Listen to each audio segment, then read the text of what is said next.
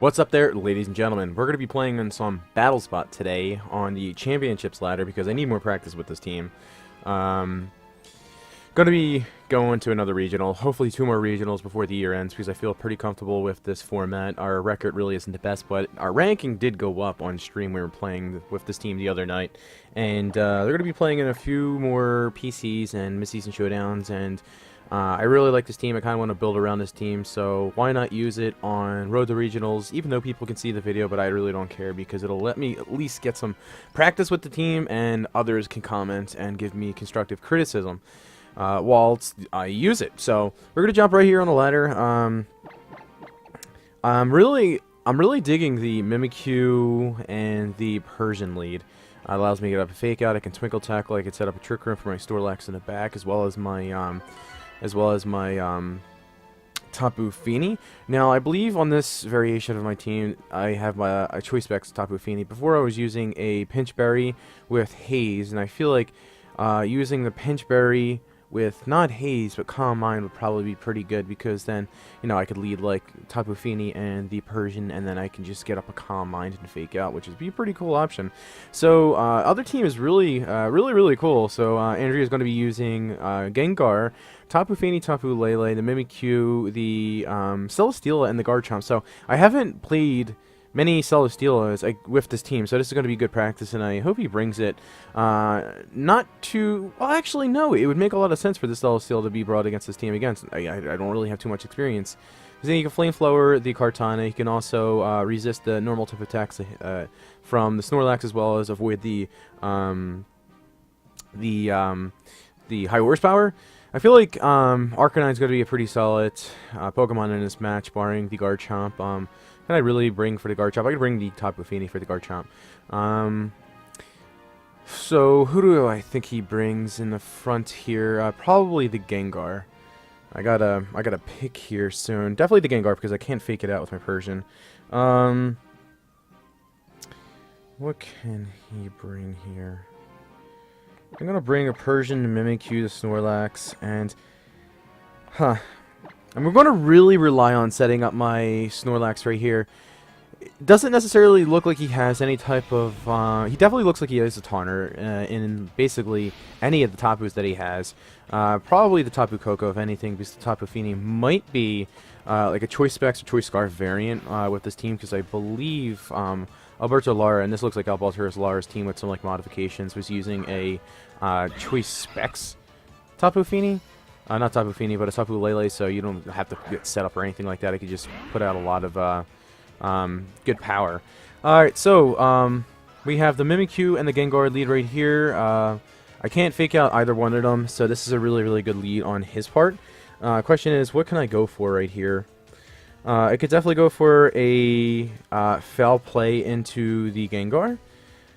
Doesn't really do anything, and he could definitely go for a taunt with his Mimikyu, especially if it's like max speed. So I'm going to go for a foul play right here, and I can actually go for the double up into the Gengar. Don't necessarily think he'll anticipate that. He might go for an attack into the Persian, just get some chip on it, especially like a Sludge Bomb. But no, he's going to protect the Gengar, so really good move, noticing that it is a huge threat to my team, so very good play on his part. Interesting to see what the Mimikyu goes for, because if it goes for like... this is a Twinkle Tackle? Okay. So, we're going to be losing the Persian right here. Or will we? Because we have really good defensive bulk, and I'm in a very bulky variant. And I think this will pick up the KO fairly comfortably, especially if it's adamant. So, it's going to go into the Persian right there, so really good call. Could have went into the Arcanine, but I couldn't anticipate that. I definitely would be able to anticipate that for a best of 3. That's why best of 1 isn't necessarily the greatest format. And the Shadow Claw is going to go into the Gengar, so really great move on my opponent's part. Noticing that I can't fake out either one of the Pokemon, so I could have very well have went for like a Harding Shot into the Mimikyu, but, you know, you'd have to imagine that he's trying to prevent me from setting up Trick Room or something like that to go for like the Taunt or Counter Trick Room. So really good play on my opponent's part right there. I'm going to bring in the Snorlax, put in a little pressure right here. He might want to go for an attack now or a double up into the Mimikyu, noticing that I might want to set up the Trick Room right here, because another option what I could have done was go for the double up into the Mimikyu, but I still would have lost my Persian because the Mimikyu was either speed tying with my Mimikyu right there because I went last, or he was just outright outspeeding me, which probably makes him jolly. So I could honestly go for the belly drum. He might want a Will-O-Wisp. He could also go for the taunt into... Actually, what I can do is... I'm going to go for the safe belly drum right here. I mean, it's honestly not safe. He might go for the taunt, but at least I'm going to break the Gengar's Focus Sash right here. He's going to go for a Shadow Sneak, so probably taking... Okay, so he's going to probably go for the Shadow Ball into the Mimikyu. Let's see what he goes for right here. Shadow Ball, I think this might be able to take me out. Wow, that really does. Like, that took me out way too easily. Way too easily. I didn't think that, that Shadow Ball would be able to take my Mimikyu out with one shot, because typically your Gengars are timid, so they can outspeed majority of the meta. I'm just getting completely dunked on by this guy right here. He's playing outstanding. So I can't really be mad about that. Definitely would be able to, you know, get his playstyle under control for a best-of-3 match right here, but I'm just getting completely dunked on. I don't know that damage calc, because Gengar is not a very common Pokemon that you see in this format right here. So I'm going to go for the high horsepower into the Mimikyu. Well, Mimikyu really doesn't pose too much of their threat because he has Play Rough, Shadow Sneak, probably has like Trick Room or something like that, maybe even Swords Dance. So I'm going to go for... He could also switch out his Gengar. Might go into the Celesteela, considering the fact that, you know, I might want to go for the high horsepower into that to get the Celesteela in essentially for free, but then I could just go for a Flare Blitz attack into the Gengar. I'm not going to try to like protect or anything like that. I got to get some... Persian, so very good game. There's no way I'm going to be able to win this now. So we're going to break, and he does have the Sword Stance. Okay, so just basically full out offense on the Mimikyu. So we're going to break the Mimikyu's disguise, but yet again, he's just probably going to end up going for like a Play Rough into the Gengar. I mean, not the Gengar, but the Snorlax, and I really can't do too much about that. And he's going to disable my Flare Blitz. So I can't go for the Flare Blitz into the Mimikyu now. So I'm probably just going to end up forfeiting. There's really no reason for me to keep playing this game, because the Persian is going to count down. Really all he has to do is, you know, protect, stall me out, and then bring in the Pokemon that he has in the back. So a really good game to my opponent. I'm just going to give it to him. Hopefully we can get like a third game in this. And then hopefully we can get like at least 2 more good games in on this. Good tech right there with the Persian, Shadow Ball, Protect, and probably Sludge Bomb for the Tapus, which is pretty cool set for the Gengar. And again, you don't necessarily see that all too often in the Gengar, like at all. You don't see Gengar at all either. Not sure what my opponent's going for right here. He has a safe play of going for either a double Protect or just going for a Protect on the Gengar and then going for an attack with the Mimikyu. There's really no way I can win this. There's no way I can just out damage him in what the 3 turns that we have left on the Persian. Alright, so let's just get right into another match right there. I really don't think I could have done anything better in that match. Obviously, I can't anticipate the Twinkle Tackle being on the Mimikyu, although it is fairly becoming pretty popular, seeing that, you know, Polcho has been running it, River Davis has been running it, he won a regional, and other people have been running it. It's been going up in popularity on Battle Spot, but some of them do have the Ghost DMZs, but it didn't really make any sense for the Ghost DMZ to be on that team, and I should have noticed it at first because it doesn't have a Snorlax. Usually you have the Ghost DMZs on Snorlax teams, so you can support the Snorlax with like a Z Destiny Bond to redirect those attacks, take out things that could threaten Snorlax, such as the Metagross or the Kartana, with maybe a special attack, Never-Ending Nightmare, based off of a Shadow Ball. But it's pretty cool team with the Persian Gengar. We're just going to get straight into our next game right here. We're going to be playing against Giovanni, which has a pretty Trick Room heavy team, other than the Garchomp and the Ninetales. Oranguru, the horse, I always forget its name, Marowak, and the Muck. So pretty Trick Room heavy team. My team does appreciate the Trick Room as well, so it does set up Trick Room. I'm not going to be too worried about that. Possible leads, obviously, the Ninetales. He could go for like full offense with the Ninetales and a Garchomp in the front. Don't really see any viable Z users on his team other than the Garchomp, so it's probably Ground DMZ. Could also be Groundium Horse, but you'd have to imagine it has like an Assault Vest or a Berry on it, considering the fact that it is pretty bulky. Take advantage of its ability and stay on the field a bit longer than it wants, or than its opponent wants. So if the Garchomp and the Ninetales are going to lead in the front, I could very well go with like Arcanine and the how do I prevent? I mean, for me, for preventing the Aurora Veil from going up, I literally just go Persian and the Kartana, and then just go for the double up into the Ninetales. But again, it's the best of one. You can't guarantee that they won't have Protect, so it's not a really good option for me to be doing that. Tapu Fini looks really good in this, barring the Muck. I'll bring the Snorlax. I don't really want to bring the Arcanine in this. Granted, I can get an Intimidate down on the Muck, the Mudsdale, the Garchomp, but the Muck can knock me off. I mean, it could still Curse, especially since he does have a Trick Room option, so it can basically get its attack stat back, and even more, get rid of my Berry. I don't really do too much to the Marowak with my Arcanine, and the Horse can just basically high horsepower KO my Arcanine. Not one shot, but two shot. Alright, so he's going to lead the Oranguru and the Ninetales. Ninetales might be just there to set up Aurora Veil, and the Oranguru to set up the Trick Room. Typically your Orangurus carry Berry and or the Mental Herb, usually the Mental Herb, so you're guaranteed to get up a Trick Room. What can I go for right here? Obviously, the play is to go for the Fake Out into the Ninetales, and I think that's the play I'm going to go for. I don't really want to overextend and make any like weird predictions. The Hail is going to get rid of my Focus Sash. I'd really like to preserve the Focus Sash on my... see, what is this really established at? Because I could just go for the double up into the Ninetales, because the Oranguru really can't do anything for me. Actually, you know what? That's perfectly fine. I'm going to bring my Snorlax in case he does want to set up the Trick Room. I can break the Sash, potential Sash on the Ninetales. He's going to bring out the Ninetales. That's fine. He's probably going to set up a Trick Room, the Mudsdale. That's okay. I'm bringing in my Snorlax. This will allow me to preserve my Focus Sash on my Kartana. Because Kartana really wasn't doing too much right there. Of course, it could have taken out the Ninetales, but he switched into the Mudsdale, and I'm not going to be able to OHKO the Oranguru. So, pretty good switch on his part, because he's going to get a defense boost now, and he's probably going to be able to set up the Trick Room. Yeah, that's fine. But now I'm going to be able to get off a Belly Drum. I can go for a Parting Shot into the Mudsdale, because the Oranguru really shouldn't be doing too much to me. Granted, it's usually going for Instructs, maybe even Psychics, but Psychics are, like, literally its last resort. So I think I have a safe play of going for a Parting Shot right here, and I'm just going to straight up go for a Belly Drum. Obviously, his play is to go for like a high horse.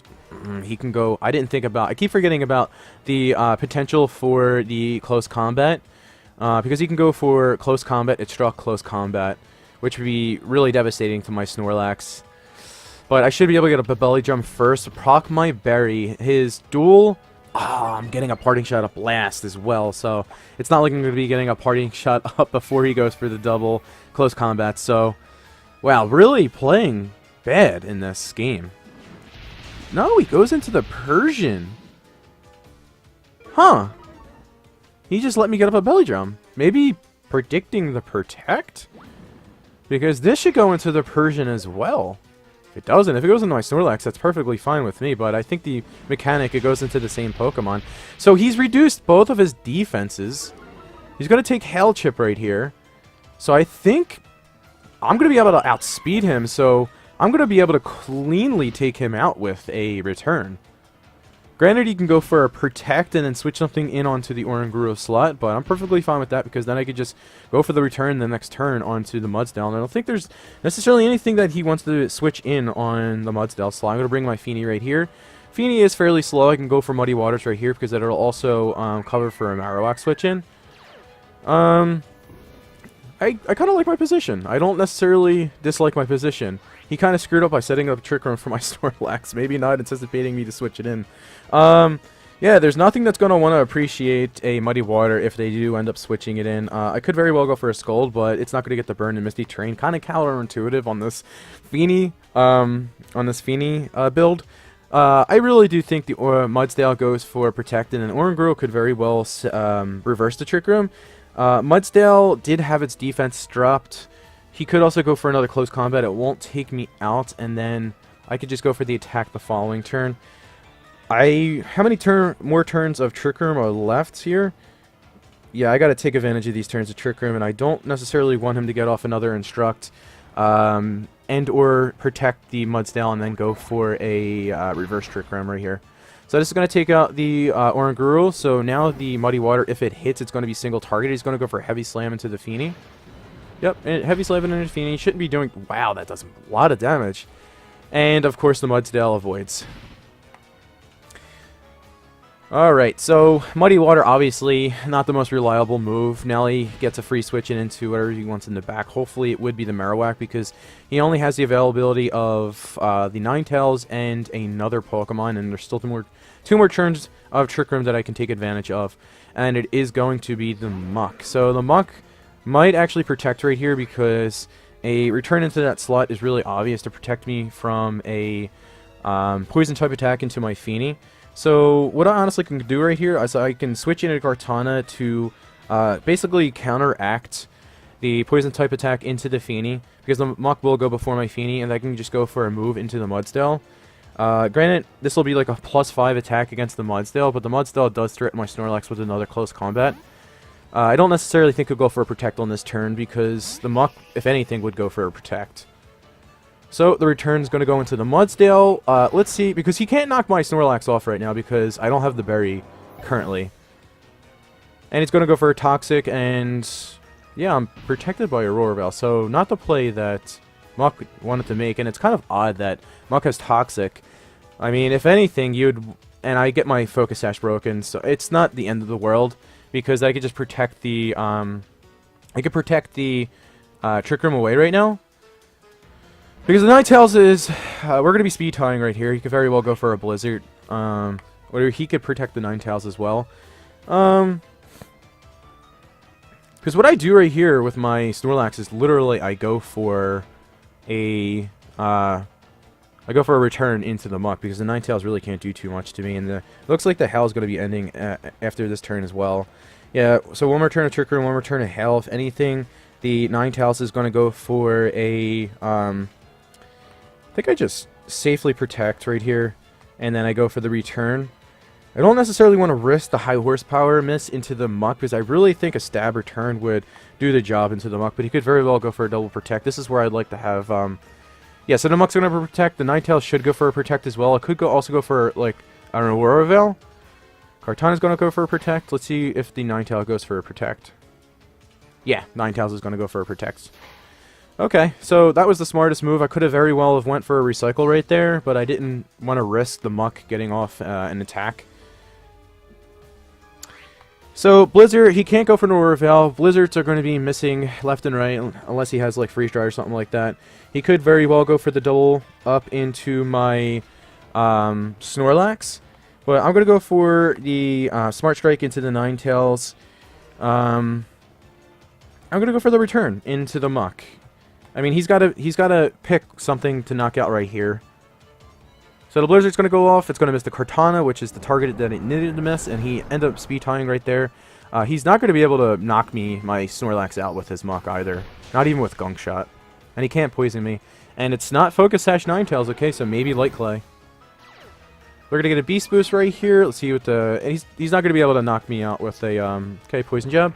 So why would you have Poison Jab and Toxic?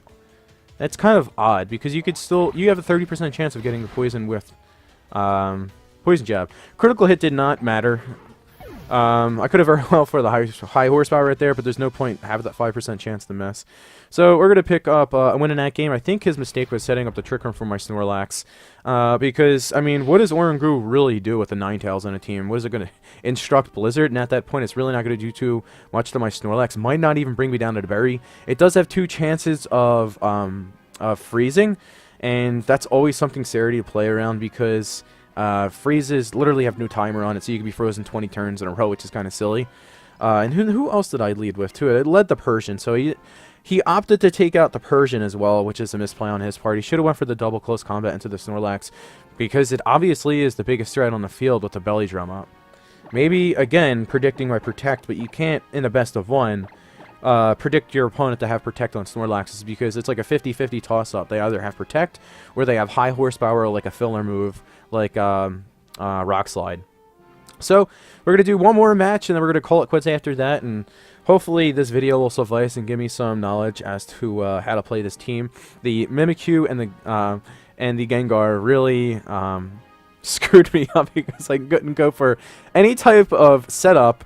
Although I honestly could have. I could have went for a Trick Room with my Mimikyu, and then, of course, my Persian would have went down, but then I've gone into my Snorlax, go for like a high horsepower Shadow Claw into the Gengar. And then I could have brought it back from there because my Mimikyu really can't do too much to my Snorlax without its Sword Stance being up, and then its only Ghost move was like Shadow Sneak, so it could have taken out my Disguise on my Mimikyu, but a follow-up Shadow Sneak wouldn't have been able to take me out.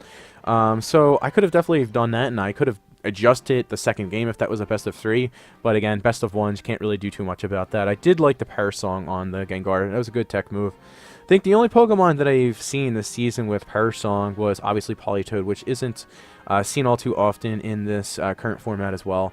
Marowak did have Parasong on a couple of teams, notable teams at that, in the World Championships.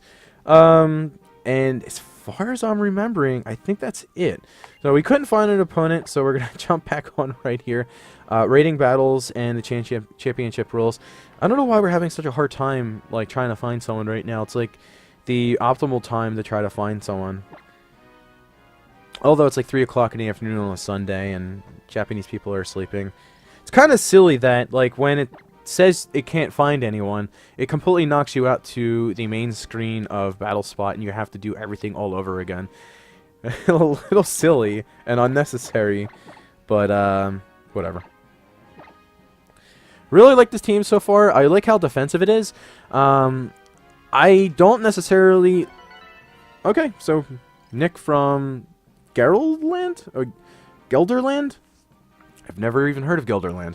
This is a really cool team. We see a Machamp. Okay. Everything other than the Machamp, it is pretty standard. The Marowak Salamence, the Tapu Fini, and the Metagross. Probably Weakness Policy, Metagross, and Assault Fest. Salamence, the Porygon 2, and the Machamp. Alright. Now, the Machamp's going to pose a problem because they could just go for Dynamic Punches and could very well have a Fighting MZ based off of Dynamic Punch, which would be super strong and definitely KO my Snorlax. I don't know whether or not the Marowak would be brought right here, other than like coverage for my Kartana, but there's other things that can hit it, especially the Salamence. Okay, so everything on his team except the Marowak would be able to get hit with a Fake Out, so I'm going to end up leading with that. He could very well reverse the Trick Room. Wish I had another Trick Room setter on this team. That's where the Slow King that I was thinking about putting on my team comes into play. I'm going to bring the Snorlax because then I could just go for Quashes. I'm going to end up going for that play. What else can I bring in here? He has a lot of physical attackers. The Metagross is something I'm going to have to really deal with, so I'm going to like, pretty much force to bring my Arcanine right here. And then what else can I bring in the back? The Kartana. What can I bring the Kartana for? Really nothing, so I'm going to end up bringing the Tapu Fini for the Machamp. Maybe get some Muddy Waters off. The Tapu Fini doesn't really hit much hard. English. The Tapu Fini really doesn't hit much on his team for a lot of damage, barring the Salamence, which could be very well be Assault Vest, which will live a Specs Moonblast. Pretty comfortably, probably. Tapu Fini Metagross, okay. Alright, what's his play right here? Interesting to see whether or not he would have like Fighting MZ on his Metagross.